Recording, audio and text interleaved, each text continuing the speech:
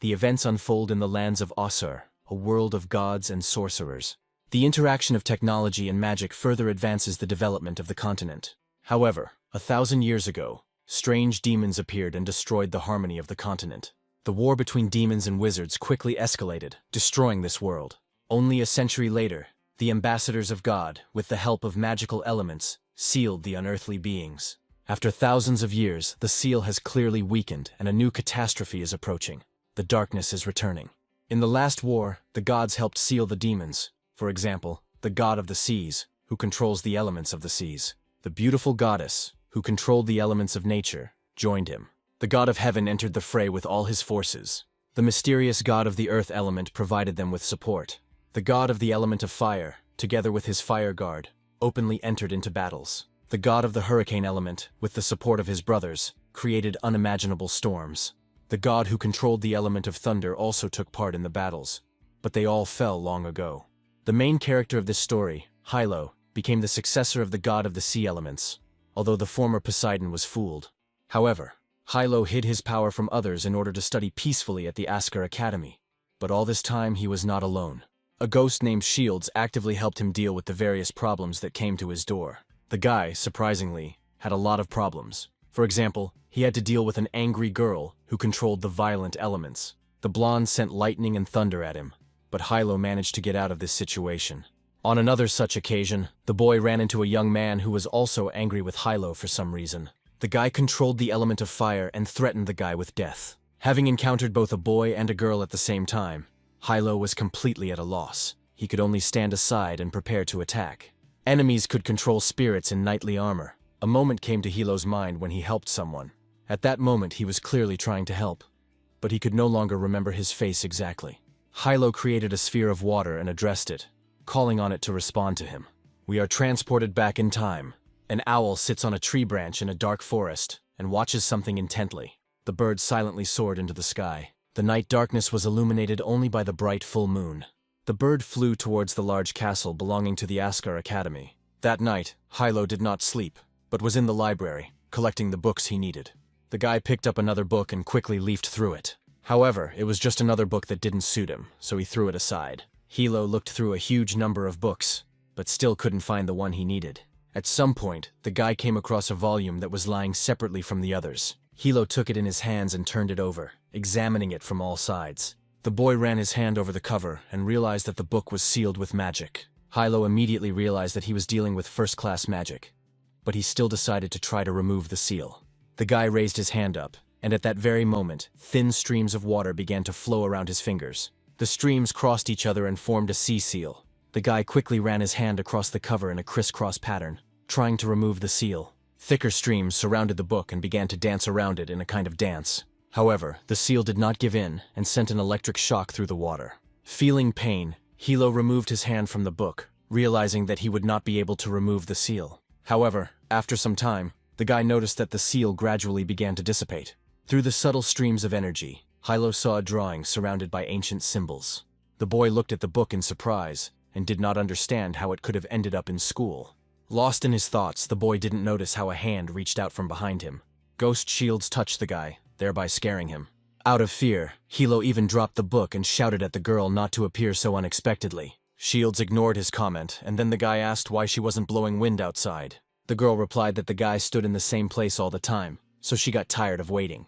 Yahello realized he had really taken too long to find her, and then Shields said she would give him another 10 minutes. The guy apologized and thanked the girl, but as soon as she left the library, he breathed a sigh of relief. Yahello was thinking that he had become too engrossed in the book about the castle, which had caused him to waste a lot of time. The guy didn't notice how a huge snake approached him from behind. The only thing that caught Yahello's attention was the dark fog flowing across the library floor. The guy touched it with his hand and noted that the fog was very viscous, which is why it easily stuck to his hand. At the last moment, Yahello noticed movement behind him and jumped to the side. The guy looked in surprise at the monster that appeared out of nowhere. The brunette made a few more jumps back, increasing the distance between them. The boy watched the snake carefully, ready to defend himself at any moment. The thought entered the guy's head that the snake was brought here by a book with a seal. Yahello tried to figure out how to get out of this situation. Shields was guarding the library entrance at the time, but her attention was drawn to the fog seeping through the door. The girl immediately realized that they were dealing with dark magic. Shields immediately became concerned about Yahello, who was alone in the library at the time. The next moment, the girl saw a light in one of the corridors and realized that someone was walking towards the library. Meanwhile, Yahello carefully examined the snake that had appeared. She had bright pink eyes, matching the color of the magical seal on the book. Yahello turned his attention to the book that was floating in the air near the snake. The guy suggested that the snake was the black magic that was sealed in this book. Yahello wondered if the snake could have been an ordinary illusion. The monster got tired of waiting, so he rushed forward, opening his mouth full of teeth. Yahello used water elemental magic again, and this time the streams of water became more violent. The water formed a kind of shield around the boy, which the snake was unable to penetrate. The snake looked at Yahello with displeasure, not understanding why its attack had failed. Enraged, the monster struck him with its tail several times, forcing the guy to jump aside. At that moment, Shields' head poked through the wall and announced that an inspector was moving in their direction. The girl said that they should retreat immediately. However, Shields was stunned when she saw the giant snake. Yahello realized that they had to speed up to avoid being caught by the inspector. The boy created a seal and addressed the elves living in the ocean. He called upon them to awaken from the cracks in the abyss and come to his call. After this, Yahello threw a water spear at the snake. The snake opened its mouth in surprise, watching what was happening. The next moment, the spear pierced the monster's head, bringing victory to its owner. At this point, the battle was over, but the guy still had to hide from the inspector. The heavy-set man with the mustache was now approaching closer and closer, as he heard some voices ahead. The inspector stopped near reading room number 3, since that was where he had heard the voices. Shields heard a man approaching the door and asking if anyone was there. The girl told Yahello to hurry, because the inspector could come in at any moment. The guy said that he understood everything, and began to call upon the power of the seas. The streams slowly surrounded him from all sides. They began to absorb him, as if dissolving his body into themselves. A few moments later, the boy turned into water and rushed in different directions, crawling around the library. At that moment, the inspector entered the reading room and said that late visits to the library always had to be arranged in advance. However, in front of him the man saw complete devastation. Shelves and books overturned on the floor. The inspector had no words to describe what he saw. He didn't understand how all this could happen. The inspector did not notice how water was making its way along the walls behind him and flowing out of the reading room. Returning to the history of this world, we can say that once the country of Asura was pure, and people and spirits lived together. Gods and sorcerers who helped the country develop huddled next to them. However, 1,000 years ago, a clan of demons suddenly attacked their lands, which caused a war between demons and sorcerers. Many powerful sorcerers and high-level spirits united to confront the demons. Although the demon army was held back from spreading, the battle did not reach a stalemate. Thus began the 100 Years' War, until the first magic academy of the country of Askar was founded. This is the academy where Yahello is currently studying. However, at the moment his thoughts are occupied with pleasant dreams. The teacher told the students that the academy united all the country's defensive structures. The man noticed the sleeping boy and raised his wand, continuing his lecture. The next moment he pointed the wand with the snake jumping out of it towards Yahello. The boy woke up from the professor's loud, disgruntled cry. As soon as he raised his head from the desk, a snake bit his face. While Yahello was tearing the snake off himself, the professor asked the boy if he wanted to tell them all about the first big event at the academy after its founding. The boy looked at the man with sleepy eyes and did not understand what they wanted from him. The professor asked if the history of magic was like a lullaby, and warned that he would throw the student out into the hallway if he fell asleep in his class again. Yahello rubbed his eyes and thought that people who do their work at night don't need a lullaby. The professor continued his lecture, saying that the demons had been sealed until this day, restoring order to the earth. At the end of the lecture, the teacher still punished Yahello for sleeping in class. The guy stood by the walls and thought that it was because of the demons sealed by the talisman that he was in Askar. The guy was in a terrible mood. He barely slept, and he also became a laughingstock in the eyes of other students. Students passing by openly laughed at the fact that even Yahello's cloak was taken away. The guy blamed everything that happened on a huge snake that suddenly appeared in the library at night. Yahello's attention was drawn to Shield's voice as she swam up to him, laughing at the boy. The girl straightened her hair and said that it was very annoying to see the guy punished. Shields leaned over and asked if she should go back and tell Grandpa Hay and the others. Yahello said that the girl had no right to say such a thing, since it was Hayu's grandfather who put him in such a situation that forced him to go to the academy. Shields placed her hands on the guy's shoulders and said that there was nothing to worry about, because he always had a powerful spirit partner in her. Despite her supportive speeches, the girl understood that their most important task was to find the reason for the weakening of the talisman. Shields knew they would have to face an unknown enemy. However, she must protect Yahello with all her might. The girl suggested forgetting what she had just said, but the guy was no longer in front of her. Yahello had already stepped aside and was thinking about how the same drawing always appeared on the seal. Shields jumped on the boy's back and ordered him not to ignore her, but Yahello explained his behavior by saying that the bell for class had already rung. The girl said that Yahello should not behave like this, because he is the only acting ruler and bearer of the title of ruler of the seas. Shields said the boy has the ability to ride the waves, summon the life of the seven seas, and even the beasts of the abyss will hear his call. Yahello just waved her off and said that right now he was only thinking about the seal. The girl asked whether the guy really saw the seal sign, or if he imagined it. Yahello said that there could be no mistake, as he had seen this sign before on a sealed book in Grandfather Hai's collection. Shields said the seal once plunged the country's secret organization into chaos, as all actions were suspicious, and traces were left all over the country. Yahello said that everything connected with this disappeared without a trace after the war. The girl asked the guy if he thought the seal had anything to do with the weakening of the talisman. Yahello replied that this could very well be true. The boy believed that Grandfather Hai's guesses must be correct. During his stay at this academy, Yahello felt that it had already been imbued with an unknown power. At that moment, a snake with red eyes was sitting on a branch outside the window, carefully watching the students. When classes were over, Yahello went outside for a walk. Shields accompanied him everywhere, remaining invisible to the other students. The girl got tired of flying around the guy in her big guise, so she decided to transform. With a little strain, the girl turned into a cat with her paws bandaged. Shields wagged her tail and remarked that being in human form was much more comfortable. The cat jumped onto Yahello's shoulders and asked if he still thought about that seal. The guy said that the appearance of this seal within the walls of the academy indicates that it is connected with her. However, Yahello has not been studying at this academy for very long, so he will not be able to obtain enough useful information. As Shields listened to the boy's story, she sniffed him. The cat looked at Yahello and said that he smelled unusual today. Shields said he didn't have that smell yesterday. At that moment, a voice came from behind, demanding that everyone move aside and make way for Miss Cindy. Yahello turned around with interest to find out in whose honor such a commotion was being caused. The boy saw a carriage from which two students were driving away the rest of the students. When there was enough space, the passengers got out of the carriage. They were a girl and a boy who had the same golden hair and eyes. Shields asked who this Cindy was that such a large crowd had gathered around her. Yahello had already heard of this girl named Cindy Sandal.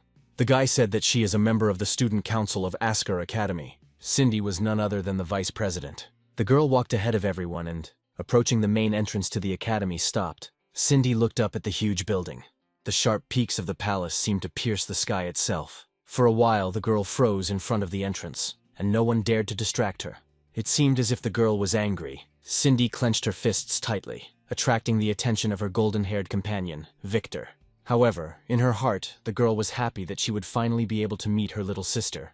Cindy thought that her sister missed her very much and couldn't wait to see her. The girl's cheeks turned red, but she still couldn't hold back a smile. Cindy flinched when she felt Victor's gaze on her. The girl pulled herself together and said that it was time to make the first report to the director of the academy on the results of the inspection of their branches.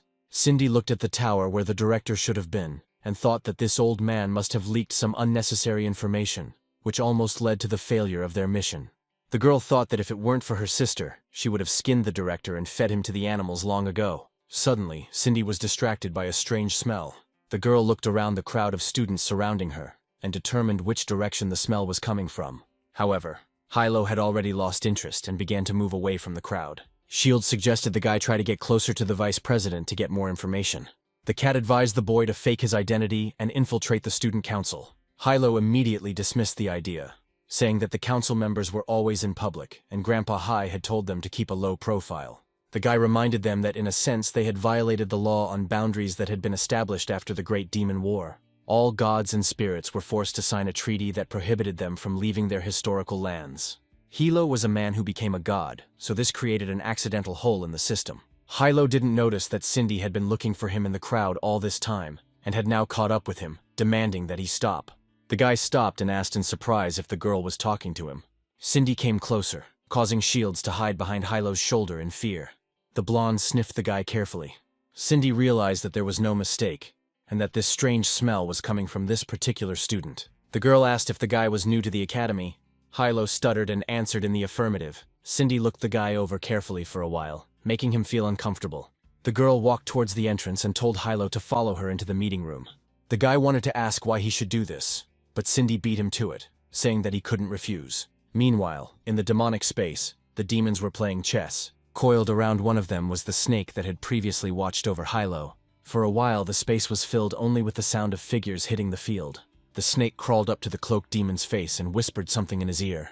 After this, the snake crawled into the hood and disappeared from sight. The blue-feathered demon in the mask said that their family's little miss, Sandal, had found a newcomer hiding in the library. His opponent in the red mask said that the Sandal family had caused them a lot of problems, and this newcomer with an unknown past could hinder them. The demon believed that their actions might be limited due to the appearance of these two students. The cloaked demon reassured his brothers, saying that there was no need to worry about them. He did everything to ensure that the scent was imprinted on the newcomer, so now all they can do is wait. The demon was sure that soon Sandal and the newcomer would start fighting against each other, ignoring them. Meanwhile, Cindy took Yahello to the Asura Academy's meeting room.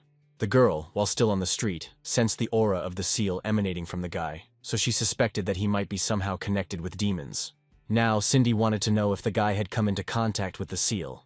The girl recalled the events of 3 days ago. That day, they were with student council representatives on a tour of the academy's branches. Late at night, they encountered strange people, which led to a fight. These people were surprised that the girl had been following them for so long. They were dressed in robes and masks that covered their faces.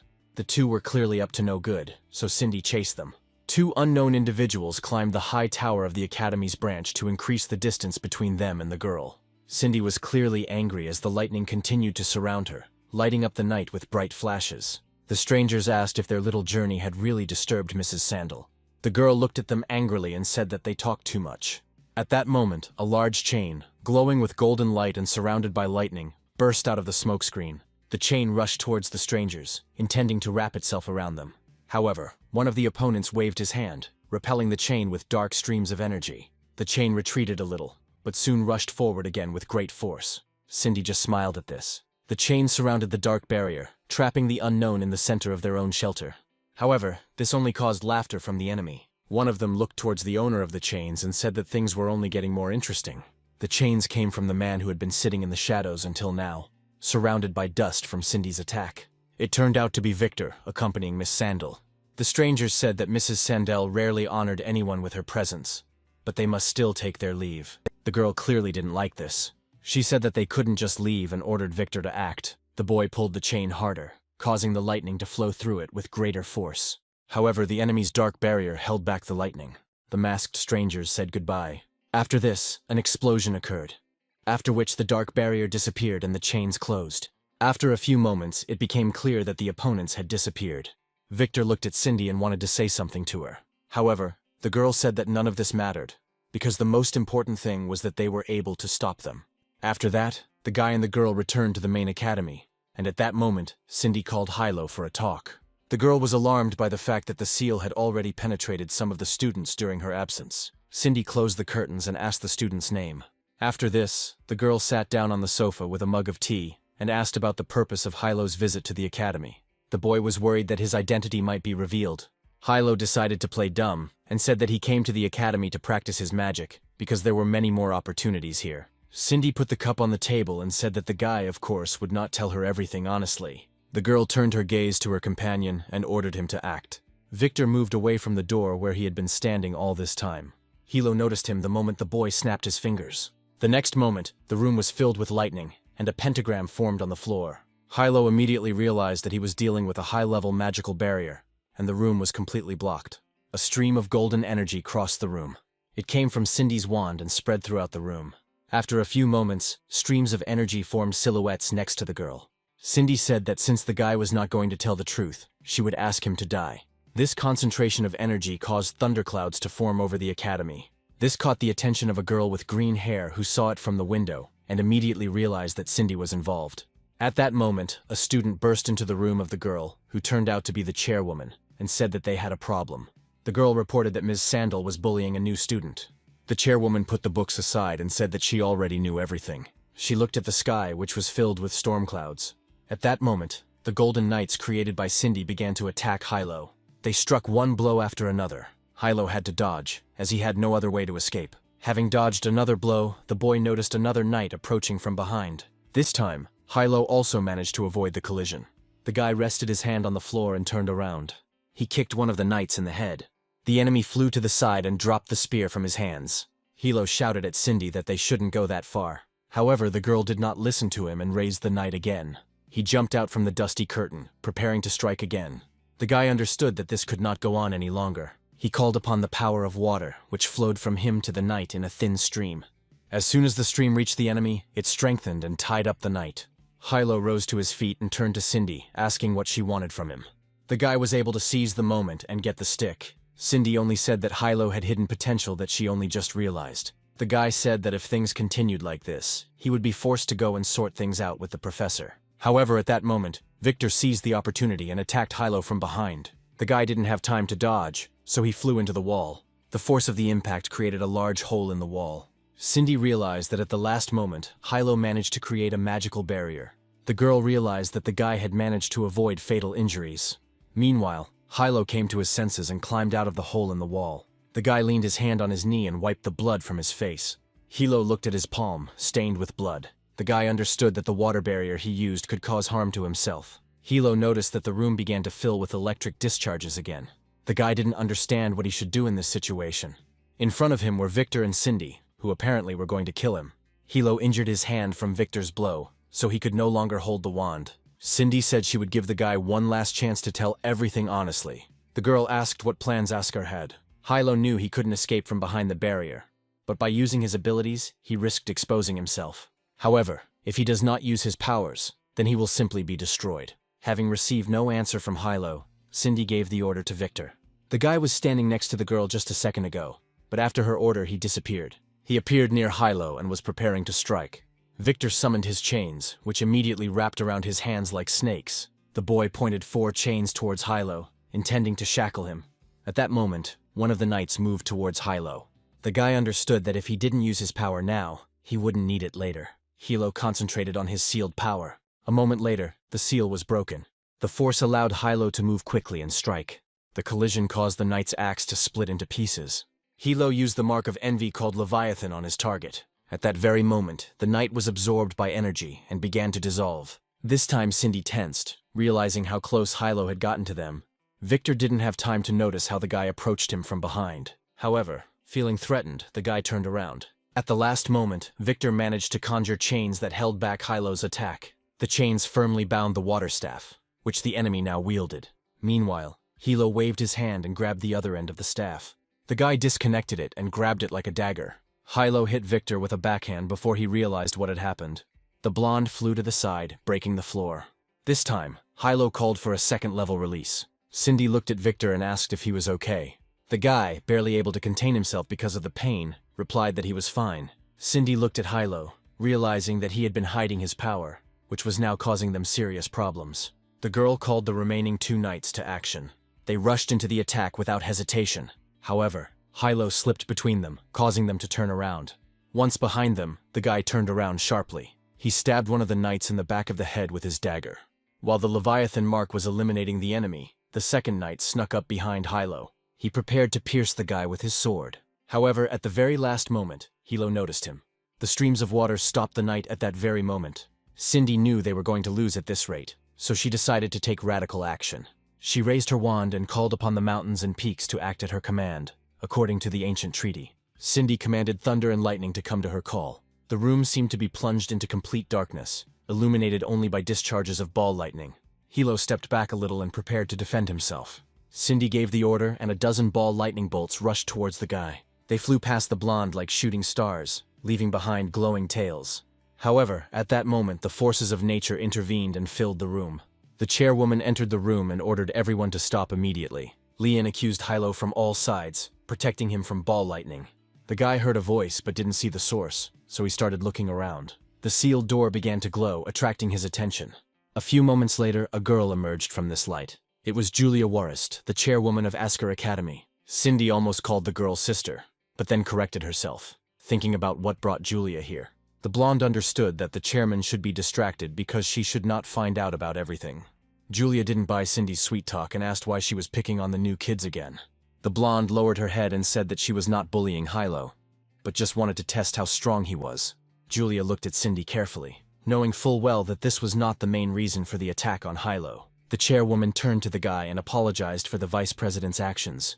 Yahello was taken aback by her words and turned his gaze to Cindy, who was standing behind Julia. The guy saw the girl's angry look and seemed to read her thoughts. Cindy threatened him with violence with one look if he dared to tell Julia anything.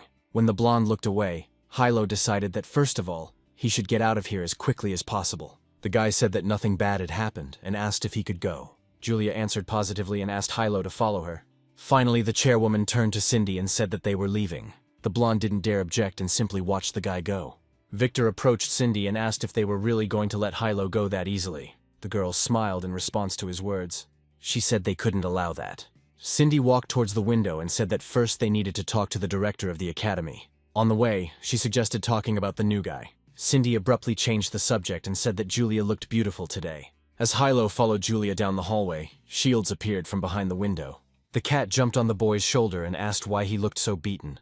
Yahello declined to answer this question. Shields noticed Julia walking ahead and asked who she was. Yahello suggested they talk later, and hoped that his identity had not been revealed. In the hallway they met one of the students who approached Julia and said hello. Addressing the chairman by his last name, the girl said that the teacher was currently in the library and asked Julia to come see him. Hearing Julia's last name, Yahello immediately remembered his grandfather's advice. Even before the boy went to the academy, his grandfather gave him some instructions. The old man handed Yahello a medallion and asked him to give it to the girl from the Warist family. The guy still remembers this and now knows what to do next. Grandfather said that this medallion would help Yahello solve all the riddles. The boy was so lost in thought that he only woke up when Julia called his name several times. The girl apologized to Yahello for the recent incident and promised that she would keep an eye on Cindy in the future. Julia turned around and said that she still had things to do today, so she would go first. Yahello began to dig in his pocket, asking the girl to wait a little. The guy took a medallion out of his pocket and showed it to Julia. He immediately caught the girl's attention, causing her to stop. Yahello asked Julia if this medallion was familiar. The girl took the amulet in her hands and recognized it as a family heirloom. Julia couldn't understand how he could have ended up in Yahello's hands. The girl asked the guy what his name was. The guy said his name was Yahello Oshnas, but the chairman could just call him by his first name. Julia asked if she could take up some of his time, to which Yahello agreed. The girl asked the guy to follow her. Along the way, all the students greeted the chairperson, and she responded to everyone's greetings modestly. Yahello carefully observed the girl's behavior, and was convinced that she was the one he was looking for.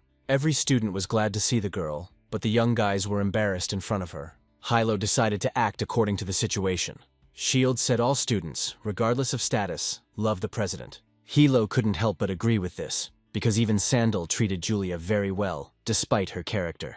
Watching Yahello's reaction when Cindy was mentioned, Shields realized that nothing good had happened in the meeting room. The guy changed the subject and reminded them that earlier, when they were in the library, they hadn't been able to find a single mention of Julia. Yahello thought that the reason might be that he simply misread the girl's last name. The boy understood that his grandfather simply could not give them false information.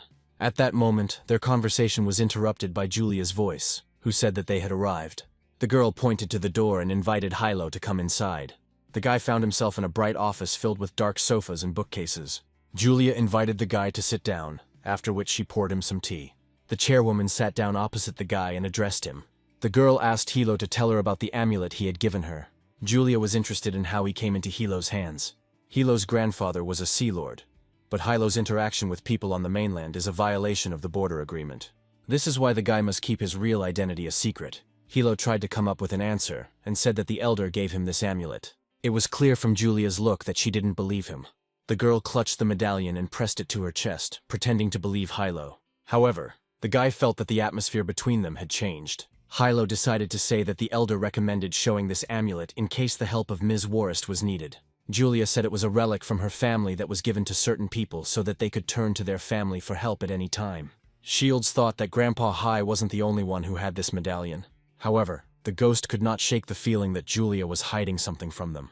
Yahello said he needed access to the Academy's archived documents at all levels of secrecy, and Julia, as the student council president, could provide it.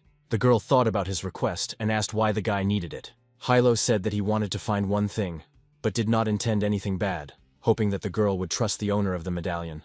There was silence between them for a while as Julia looked at the boy intently.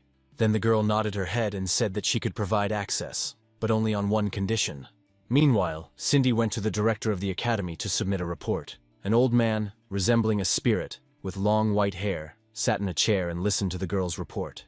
After some time, Cindy finished the report and let everyone know. Principal Lane Glens didn't even turn to face her, but he said he understood. Cindy said that a new girl named Yahello Oceans might be a member of the press. This time the director became interested and turned his head slightly. He asked if the guy really had anything to do with printing.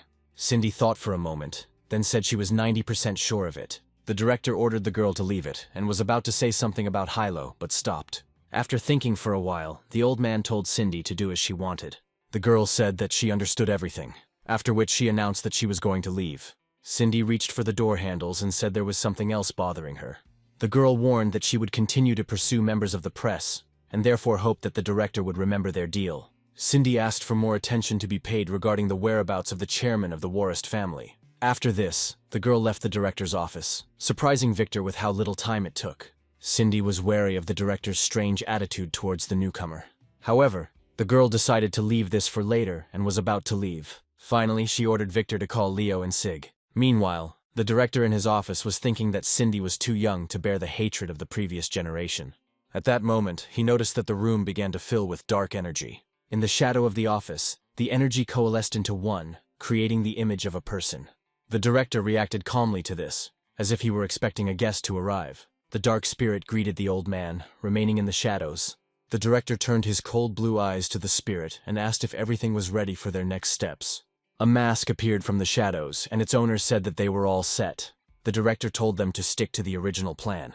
The next moment the spirit dispersed, leaving the old man alone with his thoughts again. As soon as Yahello arrived at the academy, the director immediately realized that he was the ruler of the seas. The old man hoped that the boy would not blame him for what would happen. Meanwhile, Julia was in her room wondering who Yahello really was. The girl clutched the medallion in her hand and wondered if the guy could be the one she had been looking for so long. Once upon a time in her childhood, she met a guy who could, but she can no longer remember his face. The girl's thoughts were interrupted by a student who entered the room and said that the student council had questions about the academy's competition. Julia looked out the window again and said that she would come now. The library building stood at a distance from the academy itself and was covered with thick vines. Yahello came to the library and looked at the huge building in which he would spend a lot of time. The guy remembered the saying, "He who does not work, does not eat." During their conversation with Julia, the girl said that the library needed workers, but the student council was too busy. The chairperson promised to give Yahello partial access to the archives if he volunteered. The boy was still deciding whether it was worth spending time on this. But at that moment, one of the teachers called him. The man approached Yahello and asked if he was the one Julia had recommended to them. Having received a positive answer, the teacher invited the boy to follow him to the library. Approaching the bookshelves, the man said that the person responsible for sorting the books had not returned, so they needed the students' help. The teacher pointed to the books that needed to be sorted, and then went off to do his own thing. Yahello sighed heavily when he saw the huge stacks of books on the table. The guy assumed that it would not be as easy as he expected. Shields changed back to her human form and said it felt like Julia was punishing him. The guy thought about the girl's words for a few moments. However, afterward he hit her on the head with a book and said that instead of laughing, she could help him. Shields said Yahello just doesn't understand how she feels. The girl said that since she became a ghost, she cannot touch anyone except Yahello. The guy said that in that case the girl should stay put and not make a mess. At some point, a roar caught their attention. The girl couldn't hold the books in her hands and fell. She had long blue hair and red eyes. When she fell, her glasses flew off her head and now she couldn't find them. Yahello walked over and picked up the girl's glasses. The guy handed them to the stranger, asking if they were what she was looking for. The girl accepted them with gratitude and admitted that without glasses, she saw everything as if in a fog. Putting on her glasses, the stranger looked at Yahello and thanked him for his help. The guy asked if the girl was okay and if she had sustained any injuries during the fall. She didn't answer, amazed by the beauty of the guy standing in front of her. The girl's nose even started bleeding from embarrassment. Feeling this, the stranger jumped to her feet, bowed several times, thanking for the help. The guy said that he needed to pick up all the books from the floor, but the girl quickly stopped him. The girl said that she, as a teacher, could handle it on her own. With a light spell, she was able to lift all the books from the floor and take them into her hands again.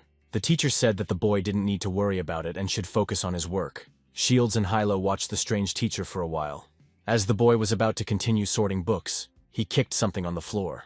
Yahello crouched down and picked up a strange stone from the floor. It had Campbell Megamot written on it. Yahello immediately realized that the stone had just fallen out of the teacher's pocket. Shields said the boy should return it to its owner. However, Yahello reported that the second floor, which the girl had climbed to, was protected by a magical formation, and that one could not enter there without permission. The boy looked at the stone carefully and said that they would wait until the teacher came down and then give it to her. By the time Yahello finished his work, it was already deep night outside. The guy walked out of the library and stretched, relaxing his stiff muscles. Yahello turned towards the building and said that the teacher still hadn't come out. Shields said she was tired today, so she offered to give the stone another time. Yahello suggested that the girl might have left through another exit, and therefore remained unnoticed. The guy said that they would return here tomorrow and would probably meet again. All this time, someone was watching them from the library tower. It was a follower of the press. He was wearing a mask with a blue monocle. At some point he noticed movement from the forest and was afraid that he might be noticed. To avoid attracting unnecessary attention, the press follower disappeared. Returning home, Shields asked Yahello how the teacher knew his name, even though it was their first meeting. But they were unable to figure out the issue. Walking towards them were two students from the Flame faculty, one with black hair, named Sieg Slaughter, and the other with red hair, named Leo Flane. The boys were obviously looking for Yahello, so the guy asked who they were. Leo ignored his question and asked his friend if the night was wonderful, to which he received a positive answer. Yahello thought it was strangely similar to déjà vu, but he still didn't understand what the problem was. The next moment, a fiery glow began to emanate from Leo, and the guy said that it was a dark and windy night. Fiery energy concentrated above his head, and Leon said that the day of murder and arson had come. Yahello did not wait for his end and ran. He guessed who exactly might have sent for him, but there was no time to confirm his guesses. The boy jumped over the rocky barrier with dexterity. Jumping out from behind the foliage, the boy noticed something flash ahead. Yahello thought he saw a person, but the silhouette immediately disappeared into the night. The guy noticed a flame flashing behind him. At the last moment he was able to dodge to the side, preventing the stream of fire from hitting him. The stream was so strong that it cut through the night darkness. After a few moments, the fire died out, leaving a hole in the clouds. Yahello landed on the ground, followed by Shields, whose dress caught fire. The boy thought that Leo was clearly controlling the elf of the ancient flame, Jukayaro. Yahello was surprised that the elf was serving a man, because he had always served only the circle of the black flame of the dragon. By this time, Leo and Zig had managed to catch up with the guy. Although Leo was out of breath from running, he was glad that he had managed to catch up with Yahello. The guy called for fire again and said that this time the guy would not be able to escape. A huge stream of fire rushed towards Yahello, destroying the ground underfoot. However, the closer he got, the deeper he went underground, and soon he disappeared completely. Yahello wondered how this could have happened. However, the next moment he realized that this was Leo's plan, as the ground beneath his feet began to heat up. Yahello stepped back a little, and the next second a beam of fire burst out of the ground. The guy realized that from the very beginning Leo had planned to carry out an attack from underground. The red-haired man hissed in frustration when the beam missed its target. Shields, meanwhile, was extremely angry about Leo's actions. She didn't want his attacks to set her dress on fire again, which she had barely managed to put out.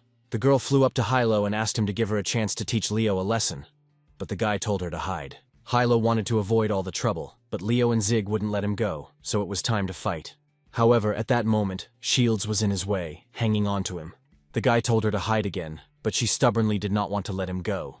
Yahello tried to pull the girl away from him, but he was unsuccessful, as she wrapped her arms and legs around him. Shields said she didn't want the boy to get hurt again, so she had to help him. Yahello froze in confusion and asked what this meant. Instead of answering, the girl began to complain that her legs were already swollen. Leo and Zig watched as Yahello fought with something and assumed he was talking to the air. The red-haired man fenced off his friend and told him to stand aside while he sorted out Yahello himself. Leo stepped forward and called upon the elf Jukayaro again, saying that Yahello had gotten himself into trouble. For a few moments the elf turned blue, glowing and gathering strength. The next moment he fired another beam of fire. Yahello did not want to harm the ancient elves until the very end, but he had no choice. The bracelet on the guy's hand started working on its own, surrounding him with streams of water. To deflect the blow, Yahello raised his hand, putting forward a water shield. Fiery energy flowed through the water, going behind the guy's back. Yahello noticed how the air around him began to warm up, despite the water. From the mixing of the elements, the guy saw sparks, which made him think about an explosion. The next moment, an explosion occurred behind him, distracting him from his defense. Victor and Cindy watched all this from a distance. They sat on the branch of a tall tree and watched the flashes of fire in the forest. Victor asked the girl if they were in a hurry, since it could have been the smell of a seal, and not the lock they were looking for. Cindy dismissed the idea, convinced that she had smelled the castle. However, there were some doubts in the girl's head, because this smell was much stronger than the previous ones. They couldn't find out in the academy building, but now they're outside, so Cindy hopes that Yahello won't disappoint her. Meanwhile, the fire from the explosion died down, and now Yahello could cough. The guy didn't understand how this explosion could have happened at all. At that moment, Yahello remembered Shields, who had been behind him earlier, so the explosion could have hit her. However, turning around, he saw a contented girl sitting on the ground, safe and sound. Yahello looked at her disapprovingly and said that everything was as good as ever. Leo laughed so loudly that it couldn't help but attract the guy's attention. The red-haired man said that the guy hit his head so hard that he continues to talk to the air. Leo smiled and said that it would be nice to send him to hell. The boy waved his wand and summoned the elf again, saying that it wouldn't be difficult. Leo called the elf by name, causing him to heat up again, turning blue. However, this time, an obstacle in the form of a huge boulder appeared in the path of the fiery beam. The beam hit him, but the stone remained in place, absorbing the impact. After a few moments, the energy began to overflow and splash in different directions, brightly illuminating the night forest. Yahello didn't understand what exactly blocked the enemy's attack. Leo looked ahead in surprise. The boulder became hot, and when the fiery beam died down, it began to rapidly descend to the ground. The ground shook and shattered as the boulder landed. A man in a robe landed on the very top of the stone. Yahello felt like he knew this man. His energy was similar to what the guy had been feeling lately. Yahello wondered if this could be the very castle that everyone was looking for. Meanwhile, the demonic space was in turmoil. Their world was chained, holding back the local inhabitants. The chess game continued, and the demon with the blue mask said that Cindy Sandal had already met with Yahello Oshness. The demon with the red mask said that setting the guy up would distract Sandal's attention for a while. The blue demon said that they were one step closer to their goal. The red demon asked the chief demon whether they could count on success this time. The cloaked demon stroked the snake's head and said there was no need to worry. This time he sent one of the 7, a manipulator named the 6th doll. It was the manipulator who now stood between Leo and Yahello. The masked man turned to face the sea god, his eyes glittering from behind his mask. Yahello smelled black magic as soon as the stranger revealed himself. Leo asked the stranger where he came from, and whether he had come to save Yahello. However, the masked man did not answer, continuing to stare at the god of the seas. Leo immediately suspected that this was a man from the new organization that Cindy was hunting. The guy remembered that the girl had ordered him to retreat if they showed up, but he believed that he alone would be enough to deal with everything.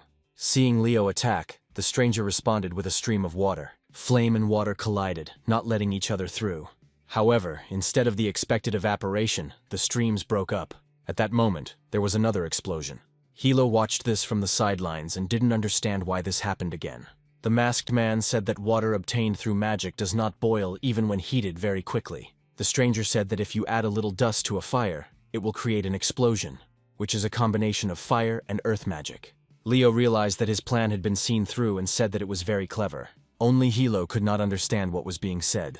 Since he often slept during classes, he did not absorb any information about combination magic. The man in the robe said he was very sorry, and then took out his scythe. A flash of purple light flashed through the air. With one blow of his scythe, the stranger cut Leo across the torso. The masked man said the guy was too inattentive. Leo couldn't understand what had happened, because the enemy was so close in an instant. The guy also didn't know why the fire elf, who was under his command, didn't stop the attack.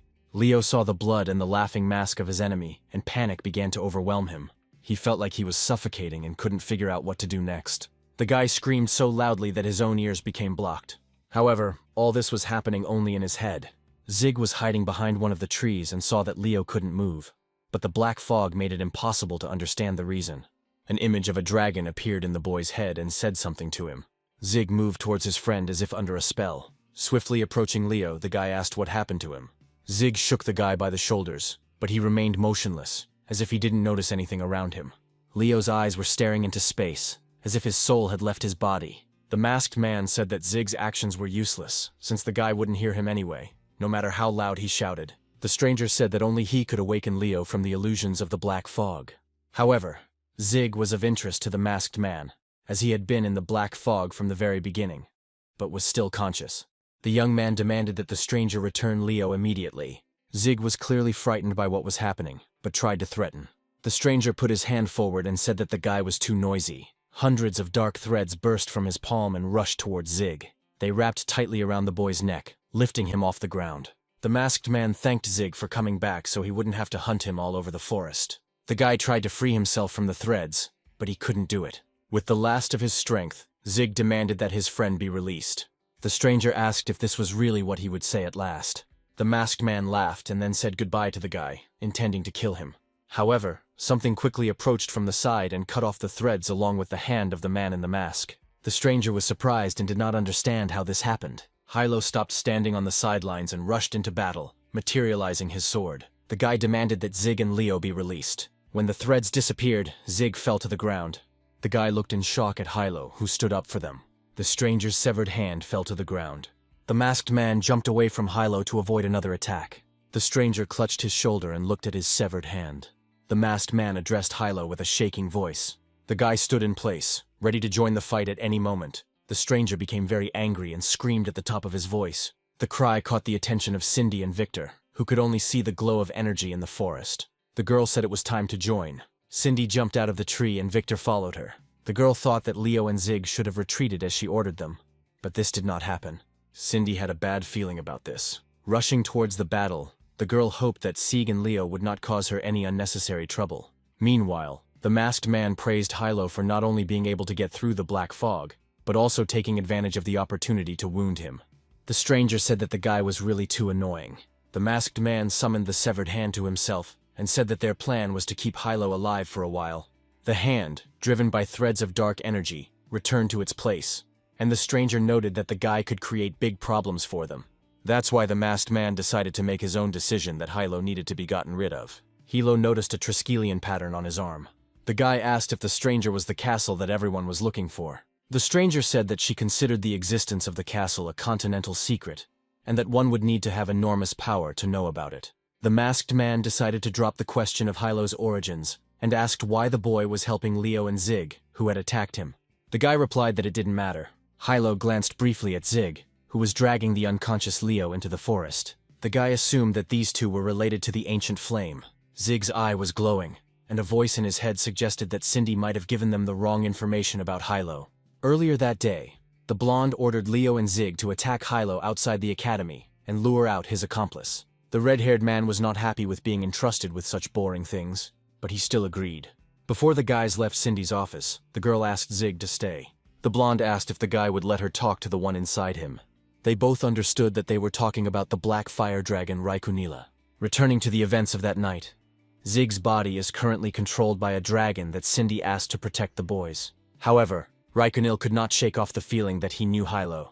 At that moment, the guy was talking to the stranger and asked why he was following them and why the castle was trying to get into the academy. The man in the cloak said he would tell Yahello some information if he could survive. The castle follower waved his hand, and many streams of dark energy were directed towards the boy. They were like needles trying to pierce the guy's body. However, Yahello easily avoided the collision.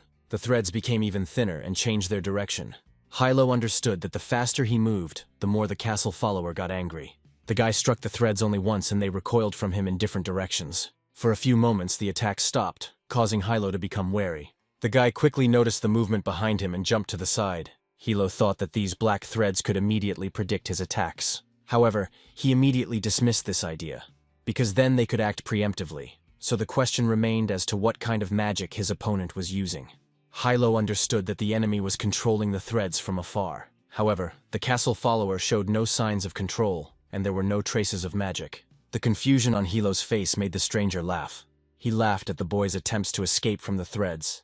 The masked man knew that as long as the victim experienced any emotion, he would never be able to escape the threads. It doesn't matter what kind of emotions they are, because all the most tender or cruel emotions are deeply woven into people's lives and control them. These threads are invisible to normal people, and only the person in the mask can see them, so he can control them using a little magic. When Yahello cut off his arm, he attached his threads to the boy's arm to track his movements. The magic of the attached threads will gradually attract other threads, increasing their number.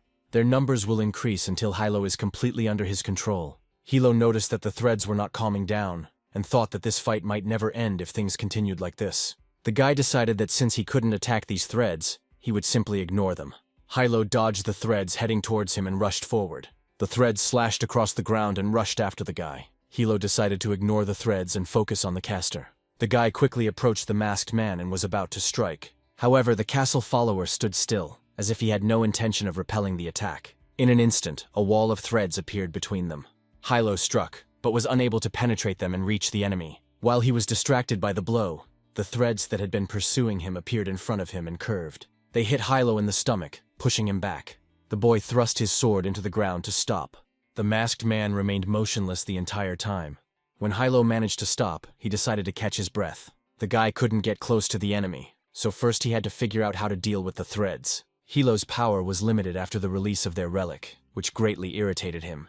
At some point, the guy realized that the movement of the threads not long ago had been very strange. They suddenly curved, just as he jerked his hand to dodge the attack. The guy thought that the threads could repeat his movements. Remembering all the times the threads changed direction, Yahello realized that they were moving behind his right hand. The masked man said the boy's abilities were impressive. However, his attacks did not end there and the threads again rushed towards Yahello. The guy realized that he had no other choice but to use his left hand. Yahello intercepted the sword and struck the threads with his left hand, cutting them into pieces. The boy heard the voice of the castle's follower, who was now much closer. Turning around, he saw a masked man preparing to strike with a scythe. He said that Yahello shouldn't have forgotten about him. Before the scythe reached Yahello, a flash of lightning cut through the night. Cindy appeared on the battlefield and kicked her opponent in the face. The impact caused the mask on the castle follower's face to crumble. The enemy flew to the side. Cindy said this was the fight she had been waiting for. The girl had been pursuing the masked man for a long time, and now she has found him. The follower rose to his feet and wondered what Cindy Sandal was doing in this place. The girl said that she did not expect to see here the sixth puppet, who stole the secret of the sea during their last meeting. Yahello heard familiar words and realized that he couldn't find the seal in the library because it had already been stolen before him. Cindy looked at Yahello and said that Zig had already told her everything. She thanked the guy for helping his friend when he needed it. Cindy warned that she would still be wary of Yahello until she was completely sure of him. Now Cindy and Yahello had to fight together against their common enemy. The girl said that their opponent was one of the most problematic, the sixth puppet. Meanwhile, Shields remained in a remote part of the forest. The girl fell asleep in a tree and was so motionless that the birds landed on her. Shields didn't notice that the stone she and Yahello had picked up in the library had begun to glow. According to history, the last time the demon was suppressed was hundreds of years ago, and although it was not possible to kill it, it was sealed with the help of 7 sacred artifacts. These artifacts were infused with the power of the gods, after which the 7 gods kept the artifacts for themselves. However, with the passage of time and the change of gods, the seal gradually disappeared. Just recently, news began to spread from Asgard to other memorial sites. The previous sea gods sensed the seal's weakening, which is why Yahello came to the academy to find the seal and the object that was sealed. Based on Cindy's words, it can be concluded that the secret of the sea was taken away by the 6th doll. And if you defeat him, you can find out the location of the thing you are looking for. The enemy, however, was not going to wait to be killed, so he used the puppet technique, Killer Explosion. Cindy saw that Yahello was deep in thought and called him. The guy quickly came to his senses, but he had no time to defend himself. Cindy stepped forward and blocked them with an electric barrier. A dense stream of threads crashed into the shield and went around it. Yahello saw that the shadows surrounded them on all sides, and as soon as the shield fell, they would be caught in this net. Cindy told the guy to listen to her carefully. The girl said that even if they joined forces, defeating the puppet would be too difficult, so they needed to find another way. Cindy looked around and asked if the guy saw the black and blue stone. Yahello looked around and realized that they were talking about the stone that had fallen along with the puppet. The girl said that it was a limit stone that created its own area of enchantment. At Asgard Academy, the entire area is surrounded by a powerful barrier erected by the director, and this barrier is one of the methods of external protection. Due to the simultaneous use of magical barriers, direct magic in the form of ocean, thunder, earth, hurricane, fire, and forest elements will be suppressed. The limit stone is capable of overcoming magical barriers and forcibly opening the boundaries of attributes. Cindy said that in the doll dimension, their chances of winning were 0, so the limit stone had to be destroyed and then, using the director's magic, the puppet had to be suppressed. Yahello thought that the girl wanted him to destroy the stone. However, Cindy said that she would destroy it herself. The girl said that she had more experience in breaking these stones, so Yahello would have to take on the puppet's attacks. The guy thought that they had no choice but to cooperate. Yahello said that the black threads were preventing him from attacking, but Cindy said that she would deal with them, and the guy would have to deal with the puppet at that moment. The girl said that he would only have 10 seconds before new threads appeared, so the guy had to manage in that time. Yahello said he had fought these threads before, and was unsure if combining forces would work. Cindy said the guy was good at close combat, but the puppet preferred to torture his victim with threads and then reap the harvest. In other words, their opponent is weak in close combat, so Yahello will have to rely on the girl. The guy understood that he had no choice but to trust Cindy. Hearing Yahello's agreement, the girl smiled. Cindy told him to prepare for attack. The next moment, she removed the shield, and she and Yahello ran in different directions. The puppet realized that they were going to split up and attack from different sides. The enemy had foreseen this, and a moment before India appeared, set up a targeting line. Yahello, in accordance with their plan, ran away from the threads and hoped that Cindy would keep her word. Running to the side, the girl gave a signal to Victor and Zig. At this time, the blonde was sitting in the shade of the trees, preparing to attack. Having received the signal, he took action. Victor activated a thunder barrier around the battlefield. Zig knew they couldn't wait too long and activated the fire barrier. The two elements combined to form a barrier on the battlefield. The forces merged into one, shining even brighter. The puppet realized that he was in the center of a reinforced barrier of thunder and fire magic. The opponent believed that the student was trying to restrict his movements in this way. However, he couldn't shake the feeling that there must be something else that he was missing. As he ran away from the threads, Yahello noticed that their direction had shifted and they were no longer following him exactly. The guy didn't understand how Cindy managed to do it. The girl understood that the main problem in eliminating the puppet was the invisible magical threads, and although they were weak, getting rid of them was extremely difficult. There are currently no conditions to destroy the threads, but you can try something else. When a huge barrier is formed, a wave of magical power will surge, and the two elements, fighting with each other, will scatter the threads in all directions. However, after only 10 seconds, the magical power will become stable, and the threads will be able to unite again. So they and Yahello only have one chance. The puppet noticed that Cindy, unlike Yahello, headed straight for the limit stone. The enemy realized that the girl had chosen the stone as her target. The puppet stretched out his hand and thought about how he would not let them succeed. However, he was interrupted by Leo's voice, which summoned a fiery chaos. The puppet again felt the chaotic flow of magic that was knocking down his strings.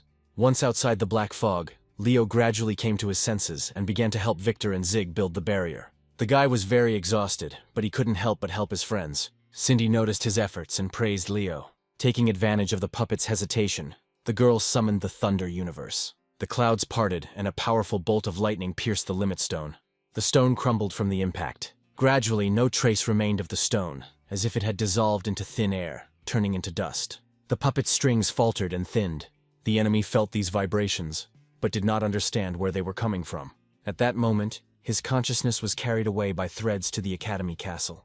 They brought him straight to the director of the Academy, who was sitting in his office. The old man used his powers to restore the territory. The puppet felt the director's power suppressing his magic. Cindy sensed it too and gave Yahello the signal to act.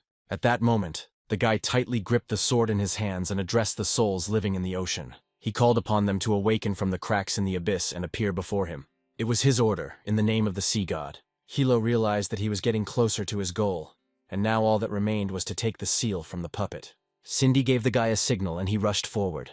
He understood that there was no way he could lose this battle. The puppet felt his strings being blocked. However, he could still attack randomly, but even with this setup, Yahello acted too quickly. The puppet realized that the boy had increased his speed through thunder magic. In an instant, Yahello found himself very close to the enemy, but he still behaved calmly. The puppet struck the guy with its strings, but his silhouette immediately dissolved into tongues of flame. This time the enemy was at a loss, as he realized that he, the master of illusions, had been deceived by a fiery illusion. At that moment, the real Yahello came behind him and raised his blade to strike. The guy already thought that they had managed to defeat the enemy. For a few moments the puppet lost concentration. The next second, there was an explosion from the collision of energies. Cindy looked at the source of the explosion in anticipation, trying to figure out if their plan had worked. However, the dust gradually began to settle, and the girl froze in place. Yahello's blade intertwined tightly with the puppet's strings, creating two colliding barriers. Yahello didn't understand why they hadn't succeeded, since the limit stone had been destroyed, and the director's magic should have defeated the enemy. Puppet praised the student for his teamwork, but noted that their attacks were too soft. Yahello didn't understand what the masked man was getting at. The puppet asked if they really believed there was only one limit stone. The enemy said that his mask was also made of the limit stone. Stepping a little to the side, the puppet suggested that Yahello look around. When the guy slowed down, the threads had time to entangle him from all sides. His legs were tied so tightly that he could not take a step to the side. The puppet said that such a magical barrier would not be able to weaken him, and even before the battle began, he cast his magical illusions on this place. The masked man said that there was no point in expecting help from Cindy, as she had already fallen into the trap of his illusions. The puppet suggested that Yahello calmly plunge into eternal sleep in this swampy dark zone. At that moment, a bright light came from the direction of the forest. The white light flew straight towards the cocoon of threads that surrounded and captured Yahello. It was the spirit of a girl with snow-white hair. She walked up to the cocoon and placed her hand on it. The girl turned to the puppet and called him Conpere with a smile. The masked man's eyes widened in shock. He immediately recognized the girl he had known a long time ago. A bright white light burst from the spirit's chest. It filled the entire forest, illuminating it like the sun. A huge pillar of energy shot into the sky. Some time before this, the puppet came to the director of the academy and said that this time the students could be seriously harmed by their actions. The director handed the masked man a magic stone and told him to give it to a guy named Yahello. The puppet immediately recognized the secret of the sea in the stone and asked why Yahello should receive it. The director said that the guy should have protected it from the beginning, so they are just returning it to its original owner. The old man said that he also just wanted to confirm his suspicions. He entrusted this task to a puppet, under whose mask the teacher Conpire was hiding. Returning to the events of the battle, Yahello began to slowly come to his senses. The threads gradually released him, giving him the opportunity to look around. In front of him he saw a puppet whose mask began to disintegrate. The enemy said that this time he would let the guy go, but he promised that they would meet again soon. After this, the mask finally disintegrated and fell onto the robe, in which there was no longer a person. For some time the guy looked at the things left by the enemy. Yahello realized that the puppet had simply run away. However, the whole time the guy was in a cocoon, so he didn't understand what had happened during his absence. The director felt the light from his office that pierced the night, and realized that the man had made the right choice. The old man believed that the previous head of the demon seal, the light celestial, should also be next to Yahello. This girl's name was Ersi. Meanwhile, in a remote part of the forest, two men in cloaks were watching what was happening. The silver-haired man was clearly interested in what he saw that night. He told his companion that their trip had not been in vain. When the fight was over, a tired Yahello returned to his room in the 7th dormitory of the academy. Lying on the bed, the guy thought that the puppet obviously had an absolute advantage over them. One more blow could have taken their lives, but it didn't happen. Yahello could not free himself from the threads that had sealed him inside like a trap. However, at some point, a bright light began to shine through them. Even in the darkness created by the threads, this light cut the guy's eyes. Yahello struggled to see what was emitting that glow. He saw the silhouette of a girl who was radiating this light, but the guy didn't know her. Yahello thought that the limit stone had arrived from Asura, but there were still 6 seals that needed to be found urgently. Immediately after the battle, Yahello asked Cindy, who had come to her senses, if she had seen anyone strange there.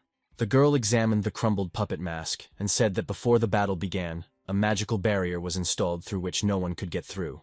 Cindy said she would have felt an intrusion, but nothing of the sort happened. Her words made Yahello think that the girl was just his illusion. Cindy glanced over her shoulder at the thoughtful guy. Standing up, she said that it was time to stop this talk about the puppet. The girl said she would like to talk about Yahello. Cindy asked if the guy was really just a regular newbie at the academy. Yahello tensed, not understanding what to expect from the girl. Cindy said that the guy's abilities were far beyond the average student, and even the seniors couldn't resist him. The girl already understood that the guy had nothing to do with the new organization, but she was still interested in his past and intentions. However, Yahello never answered her questions. The girl looked at the guy, who was very exhausted from the battle and had received many wounds. Cindy decided to leave this conversation, and referred to the fact that she still needed to take Leo and Zig for treatment, and Yahello himself needed to treat his wounds. The girl told the guy to come to the courtroom tomorrow to discuss these issues again. Cindy held up a finger with lightning flashing on the tip and said that if he didn't come, it would be worse for him. After this, the girl left, leaving Yahello alone with his thoughts. The boy breathed a sigh of relief, glad that he would have time to think about his answers. Only now did Yahello remember Shields, who at that moment must have been hiding somewhere in the forest, although she had previously very actively expressed her intentions to fight. Now, being in the dorm room, Yahello was sure that the girl was not an illusion. However, the guy put his thoughts aside for tomorrow, as he was too tired today. After the battle, Yahello was able to find Shields, but she disappeared again somewhere along the way. The girl no longer responded to the call of his heart, and this began to worry him. At that moment, Yahello's neighbor entered the room. It was a guy with short white hair named Sora. The neighbor just came out of the bath and asked why Yahello came home so late. Sora asked if his late return was due to him finding something to do to entertain himself. Yahello replied that he had gone to the library to check out some materials, as there were many things he did not understand. Sora agreed that some of the things the professor said were indeed confusing. The blonde walked up to the table and took a piece of paper from it. Sora told his neighbor that someone from the student council gave it to him. Yahello sat up in bed and accepted the letter. The guy realized that this was an application form for participation in a major competition. However, Yahello did not understand what academic competitions were being discussed. Sora said that their academy holds this competition every year, and even first-year students can participate. Sora said that this time there would be something unusual, because they would open a secret tower where a ghost lives, and as a prize, the winner would be taught special magic. Despite all the positive aspects of participating, Yahello refused. Turning to the wall, the guy said that as a newbie he had no chance of winning, so he was not going to take part in something of such a large scale. Sora became upset and admitted that he was going to form a team with his neighbor. The neighbor also noted that Yahello smelled bad, so he couldn't just go to bed without going to the bathroom, which would soon be closed. It was the dead of night outside, but Yahello still went out onto the roof to try calling Shields again. Sora had long since fallen asleep and was not expecting his neighbor to return. This time, Shields answered her friend's call. The guy said that he had been looking for the girl everywhere for a long time, and did not expect that she would be sitting on the roof and watching the forest. Yahello asked what Shields was looking at so intently. The guy understood that something was really bothering the girl, and that was why she was acting so strangely. Shields asked the boy to listen to her and suggested that he leave Ascar Academy immediately.